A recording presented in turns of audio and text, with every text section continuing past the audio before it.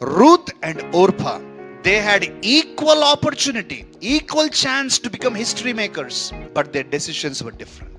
Ruth ఓర్పాకు ఇద్దరికి కూడా సమాన అవకాశం ఉండింది, సమాన అవకాశం. నయోమి ఇద్దరికి అవకాశం ఇచ్చింది.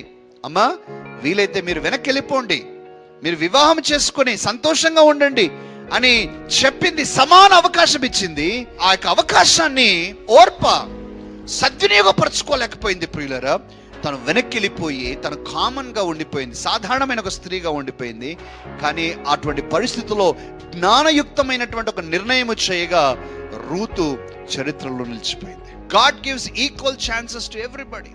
మనందరికి ఇస్తాడండి. దేవుడు అన్యాయస్తుడు కాదు, దేవుడు పక్షపాతి కాదు, మనందరికి అవకాశం ఇస్తాడు. కానీ అవకాశాలలో నీవు ఏ నిర్ణయం చేస్తావో ఆ నిర్ణయాన్ని బట్టే దాని ప్రతిఫలం మనం అందరికి సమానంగానే క్లాసులు చెప్పారు టీచర్లు. ఒకే టెక్స్ట్ బుక్సే ఫాలో అయ్యాము, అందరం ఫీజులు కట్టాము ఒకటే, అందరము 9 నుంచి 4 వరకు ఉన్నాం స్కూళ్ళల్లో. కానీ ఒకళ్ళు చాలా ఉన్నతంగా ఎదిగిపోయారు, మరికొందరు ఇంకా అదే స్థాయిలో ఉండిపోయారు. కారణం నిర్ణయాలు. సమాన అవకాశాలు ఉన్నాయి, కానీ నిర్ణయాలు వేరైపోగా వారి జీవితాలు, గమ్యాలు మారిపోయాయి.